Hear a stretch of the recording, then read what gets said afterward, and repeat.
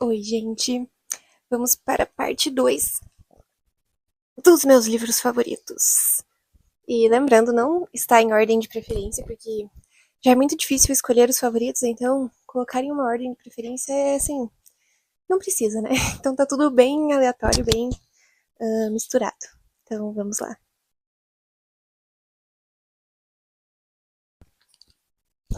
É claro que eu vou começar com ele, Os Miseráveis, Victor Hugo.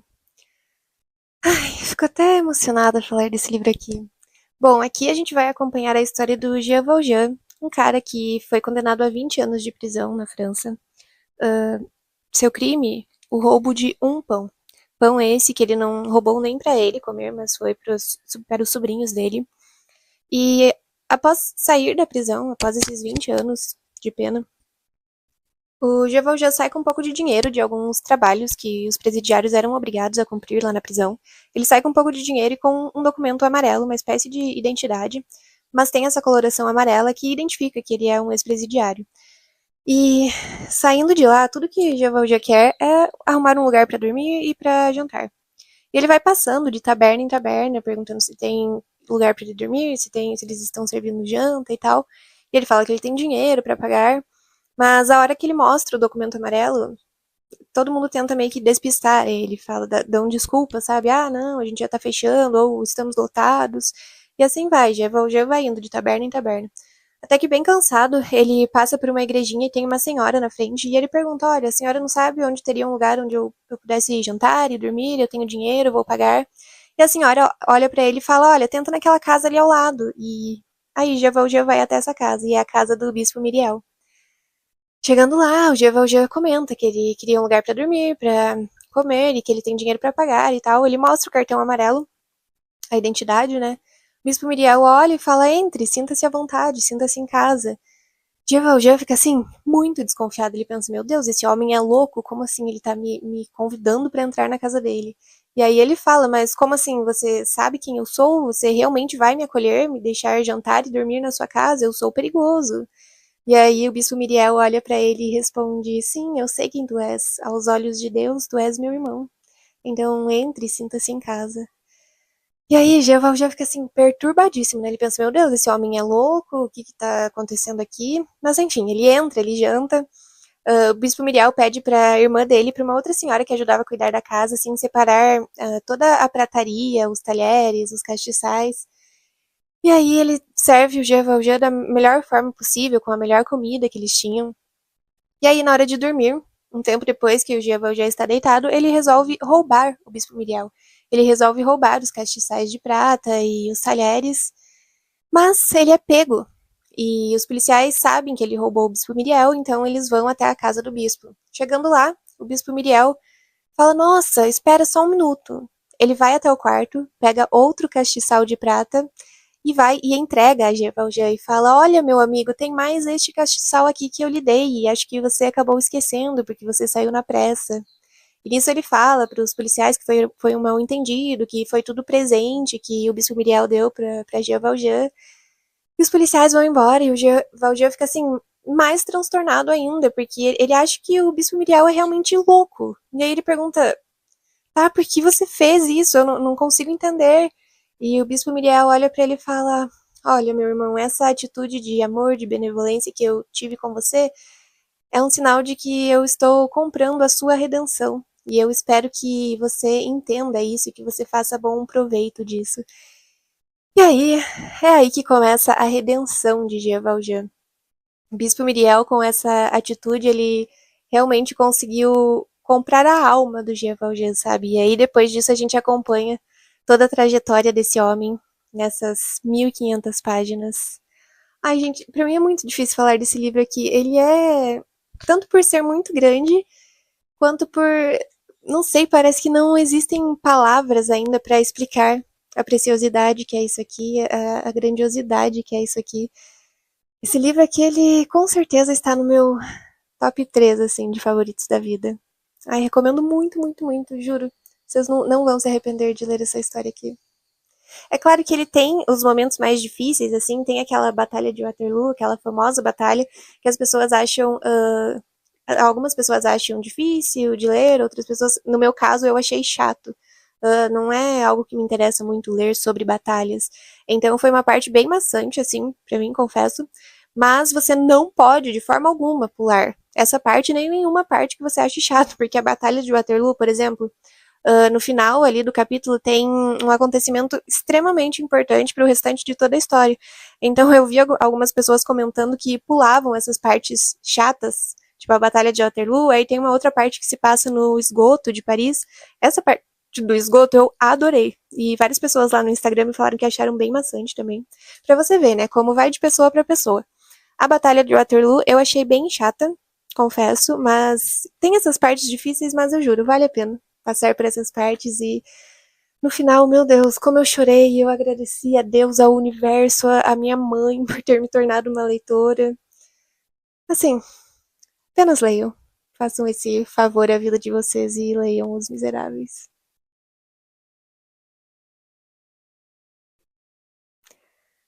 O que falar da maior brisa filosófica de todos os tempos, Alice no País das Maravilhas? O livro que é dono da frase da minha vida: Quem és tu?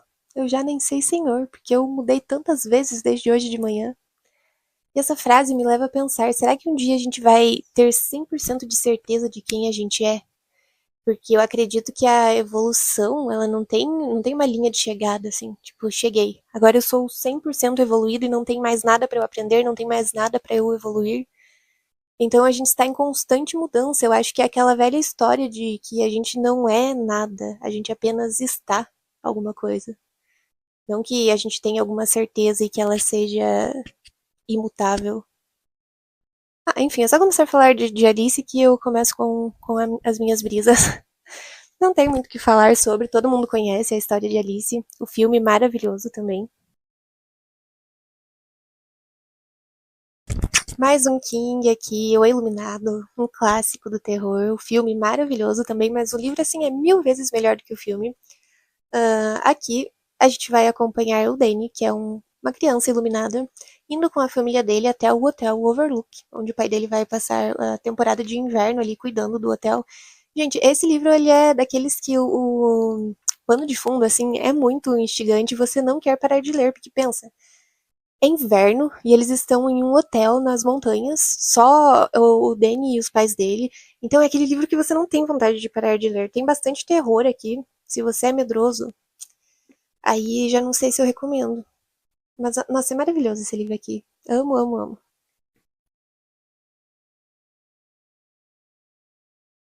A morte, ela sempre foi vista por diversas culturas, assim, como a parte obscura da vida, como a vilã.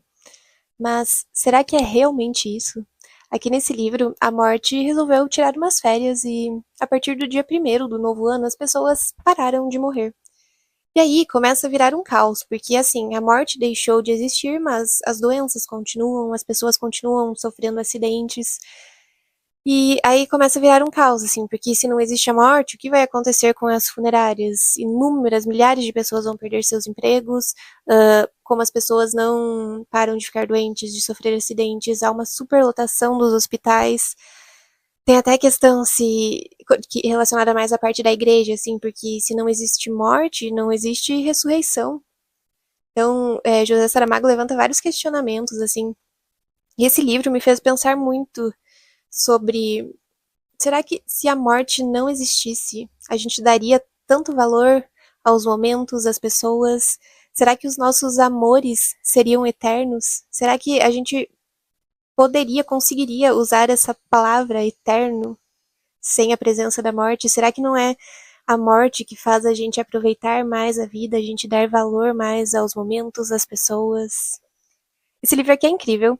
Ele é um pouco difícil de ler a linguagem e o Saramago também não usa pontuação, então no começo eu demorei um pouquinho para me adaptar, confesso. Mas vale a pena, muito a pena se desafiar e ler. É um livraço.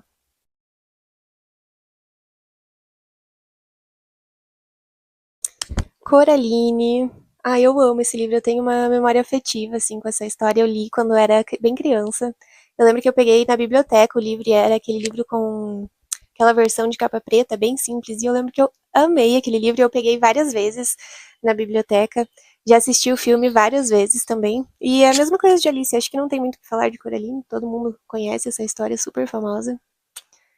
Amo, tanto quanto Alice. Próximo livro é A Insustentável Leveza do Ser, do Mila Kundera. Quero ler a contracapa aqui pra vocês. Quanto mais pesado é o fardo, mais próximo da terra está a nossa vida, e mais real e verdadeira ela é. Em compensação, a ausência total de fardo leva o ser humano a se tornar mais leve do que o ar. Leva-o a voar, a se distanciar da terra, do ser terrestre, a se tornar semi-real. E leva seus movimentos a ser tão livres como insignificantes. O que escolher, então? O peso ou a leveza? E é esse um dos principais questionamentos desse livro aqui. E essa questão do peso e da leveza é atribuída a dois filósofos com opiniões contrárias, claramente. De um lado, a gente tem Parmênides, que via a leveza como algo desejável e o peso como algo repulsivo. E do outro lado, a gente tem Friedrich Nietzsche, que via o peso como algo desejável. Nietzsche chegou à conclusão que escolher colocar um peso maior, uma intensidade maior em tudo, faz a nossa vida e as situações, de maneira geral, terem mais sentido, terem um significado maior. E eu lembro que quando eu li esse livro aqui, eu me questionei: será que se a gente tivesse uma vida totalmente leve, sem dificuldades, sem problemas, a gente saberia que ela é leve? Porque não é por meio das dificuldades e desse peso maior, dessa carga emocional maior que alguns momentos têm, que a gente entende quando a gente está passando por um momento mais leve. Eu acho que é aquela mesma história de que a gente só conhece a alegria porque a gente conhece a tristeza, a dor.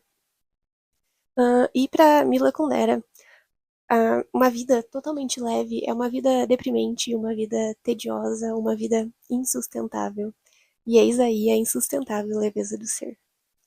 Esse livro é perfeito. Aqui a Carla Madeira vai trazer alguns questionamentos sobre envelhecer. Ela vai falar muito sobre as pessoas que têm o privilégio de chegar a uma idade avançada, mas que em consequência acabam perdendo as suas memórias, muitas vezes acabam esquecendo de alguns familiares. E qual seria o sentido disso, de chegar a uma idade tão avançada, se você estaria se perdendo de si mesmo, pois afinal não são as suas memórias que fazem você ser quem você é, não são as suas memórias que dão sentido à sua vida. Gente, esse livro aqui ele é incrível. Só de estar falando eu quero reler já. Apenas leiam A Natureza da Mordida. Esse livro é maravilhoso, um dos meus preferidos. Da Carla Madeira, eu fico em dúvida se é esse ou Tudo é Rio, na verdade. Apenas leiam. Amor, sofrimento, tristeza, alegria, felicidade, intensidade. É tudo isso e muito mais que você vai encontrar em Tudo é Rio. Esse livro, assim, ele me destruiu, ele desgraçou minha cabeça. De um lado, a gente vai acompanhar a Dalva e o Venâncio, um casal extremamente apaixonado que tem as suas vidas marcadas por uma perda absurda, assim, horrível. E do outro lado, a gente vai conhecer e acompanhar a Lucy, que é uma prostituta muito bonita, super cobiçada por todos os homens da cidade. E em um dado momento, a vida de Dalva e Venâncio e Lucy vai acabar se cruzando. Mas assim, não pensa que é aquele tipo de romance raso e clichê que a gente vê por aí. Meu Deus, isso aqui é. Eu não vou falar muito mais porque eu não quero dar spoiler. Apenas leiam Tudo é Rio. Carla Madeira é absurda.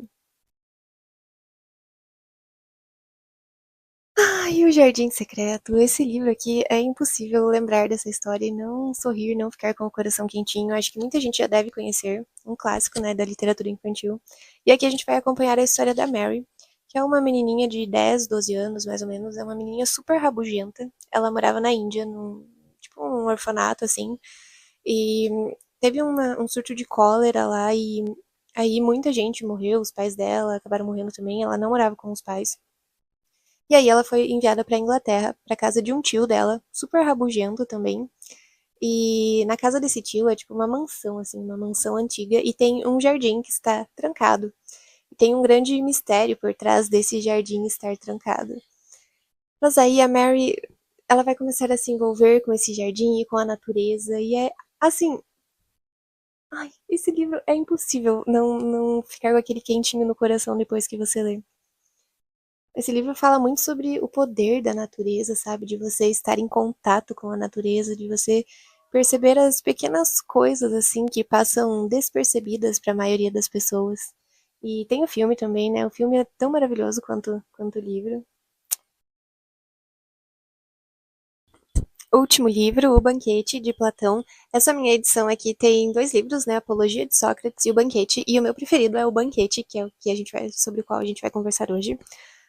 Nessa história aqui, a gente vai acompanhar vários filósofos enchendo a cara de vinho e discorrendo sobre o amor. Então a gente vai acompanhar 7 personagens diferentes, 7 visões distintas sobre o amor. E os meus preferidos, os meus discursos preferidos é o de Aristófanes, onde ele traz sobre o mito da alma gêmea e também o discurso de Sócrates. Então, Aristófanes traz sobre esse mito que diz o seguinte, que no começo o nosso mundo era habitado por 3 tipos de seres. A gente tinha seres que eram metade homem, seres que eram metade mulher, e um terceiro tipo que eram os seres andrógenos, que eram metade homem, metade mulher. E esses seres eram, então, tinham 2 cabeças, 4 braços e 4 pernas. Eram uns seres bem estranhos, assim, bem distintos. E o que acontece é que eles se achavam muito superiores, assim, muito fortes, e eles resolveram subir até o céu e desafiar os deuses. Mas acontece que Zeus acabou ficando meio puto com esses seres, com a audácia deles, e resolveu castigá-los cortando-os ao meio. Ou seja, esses seres voltaram aqui para a Terra e a principal busca da vida deles era tentar encontrar a sua outra metade. E é daí que surge a ideia de alma gêmea. Eu acho muito divertido, muito interessante essa história. E o discurso de Sócrates. Sócrates traz a ideia de Diotima para discorrer sobre o amor. E Diotima fala que o amor é como se fosse uma escada, assim, onde no primeiro grau a gente se apaixona por corpos, por aparências, por formas físicas, e o último grau, assim, que seria o grau mais avançado, é onde a gente teria um encontro com o divino, com o que é eterno. Uh, então, em um primeiro momento, tem essa ideia, né, de que a gente se apaixona por aparência física, pelo que a gente vê, né, por corpos bonitos, por rostos bonitos, mas com o tempo isso acaba se tornando algo muito pueril. A gente percebe que tem outras qualidades que são muito mais valiosas, que fazem muito mais sentido, como, por exemplo, uma pessoa benevolente, uma pessoa que ama a justiça, uma pessoa caridosa, é algo muito mais valioso e que faz muito sentido, muito mais sentido do que apenas um rosto ou um corpo bonito. Diotima fala também que através do amor, através da junção de dois seres, a gente dá vida não apenas a crianças, mas a gente pode dar luz também a formas de arte, a virtudes. E por fim, ela fala que o principal objetivo do amor é a gente transcender a nossa mortalidade, é a gente tocar, ter uma conexão com o divino, com o que é eterno. Ai, esse livro é lindo. É claro que eu dei o resumo do resumo do resumo, né? Esse livro, ele é maravilhoso. Eu confesso que a primeira vez que eu li, eu achei um pouco difícil, assim, não é daquela leitura que você faz muito rápido, assim. Mas vale muito a pena. Eu acho que é um dos livros mais interessantes, assim, que traz como principal tema o amor. Então, recomendo muito. E estou dando mais uma roubadinha aqui, trazendo um último livro, na verdade, esse é o último, que é Todas as Crônicas da Clarice. Eu ainda não terminei de ler esse livro, eu estou na página 390, mas assim, já é um favorito, 5 estrelas, e não poderia ficar de fora dessa lista aqui. Então aqui nesse livro a gente tem um compilado de todas as crônicas que a Clarice publicava no jornal. E assim, é surreal de lindo esse livro aqui. Recomendo de olhos fechados. Nem terminei e já recomendo de olhos fechados para vocês. Então era isso, agora foram todos os livros. Me conta aqui nos comentários o que você achou dessa minha lista. E era isso, então até o próximo vídeo. Um beijo.